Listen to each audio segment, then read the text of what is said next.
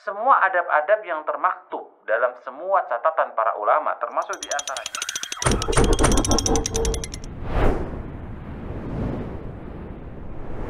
Assalamualaikum warahmatullahi wabarakatuh. Alhamdulillah, salatu wassalam ala rasulillah wa ala alihi wa sahbihi wa mawala la hawla wa la quwwata illa billah. Jemaah sekalian, arsadanahu arsadakumullah. Di antara adab talabul ilmi adalah mengetahui hak seorang guru atau hak seorang muallim, hak seorang ustadz, ya. Dan senantiasa dia mengetahui keutamaan dan menjaga haknya.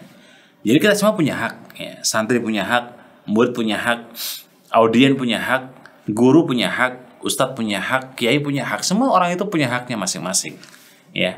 Nah, di sini bagaimana seorang talabul ilmi itu dia paham bahwa seorang ustadz hendaknya kita muliakan dengan senantiasa kita jaga hak-haknya, ya.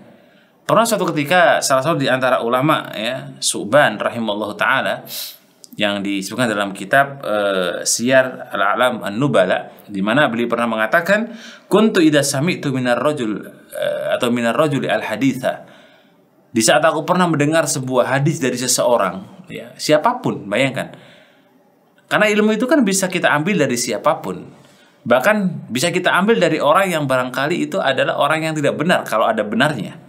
Itu ilmu, karena ilmu itu adalah sesuatu yang membuat kita tidak kembali atau tidak menjadi jahil. Itu ilmu.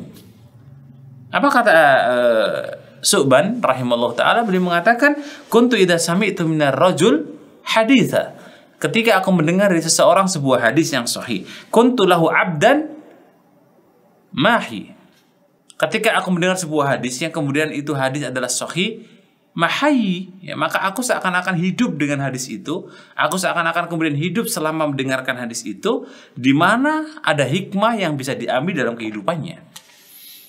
Di sini poinnya jemaah sekalian rahimakumullah, bahwa semua informasi yang disampaikan oleh guru kita, ya, itu adalah hak kita sebagai santri, sebagai murid, sebagai thalabul ilmi, untuk benar-benar kita praktikkan dalam amaliyah. Bahkan selama guru kita masih hidup, ketika beliau menyampaikan al-haq, kebenaran, ya kita mencoba untuk menjalankan, ya. Dan itu bagian daripada hak kita untuk senantiasa mendengar, mentaati apa yang disampaikan oleh guru kita. Dalam pertemuan yang lalu sudah kita sampaikan, jemaah. Di antara poinnya yang kemarin dalam pertemuan yang sebelumnya adalah apa? Mentaati. Itu bagian daripada adab. Memuliakan, itu bagian daripada adab, ya. Begitu pula memberikan hak guru kepadanya, itu bagian daripada adab.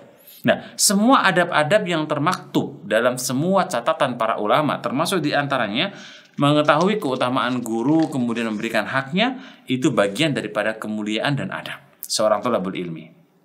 Ya, jemaah sekalian kaum muslimin rahimakumullah. Maka oleh karena itu, kita contohkan kasus di sebuah pendidikan misalnya. Kadang-kadang hak guru itu atau hak seorang muallim kan dia memberikan materi, ya. Dalam hal ini beliau bicara gitu.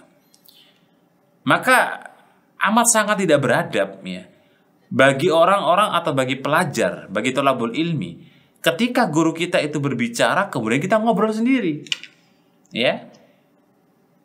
Maka tidak mungkin seorang yang kemudian dia benar-benar paham terkait dengan adab, ya, ketika dia belajar beradab dengan gurunya. Ketika gurunya ketika gurunya ngomong atau berbicara, ustadznya berbicara, dia malah ngobrol sendiri. Termasuk di antara bagian adab yang mungkin juga kita perlu perhatikan, yang hari ini mungkin tidak ngobrol dengan temannya, ya.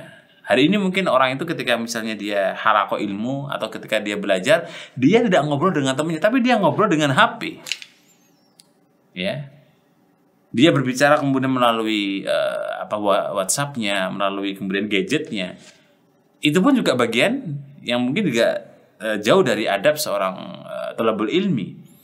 Ya, ini yang perlu kita hindari, ya. Maka hendaknya senantiasa seorang thalabul ilmi memperhatikan bagaimana hak seorang guru. Itu penting sekali. Jadi kalau kemudian seorang guru menyampaikan materi, memberikan arahan, didengerin, ya. Jangan pernah kita bersuara, jangan pernah kita berbicara. Bayangkan Imam Syafi'i rahimallahu ta'ala, beliau sampai ketika buka buku, ya, buka per lembarnya itu pelan-pelan agar Imam Malik rahimallahu ta'ala beliau tidak mendengar dan tidak terganggu. Ya, maka bagaimana kalau kemudian hari ini bukan cuma sekedar kemudian berbicara sendiri, tapi kadang-kadang malah mengangkat tangannya, mengangkat suaranya di depan guru dan mu'alimnya, maka ya itu mungkin menjadi salah satu tidak berkahnya ilmu pada kita, dan itu membuat kita ini sudah belajar bertahun-tahun tapi kenapa ruh ilmu gak nyampe.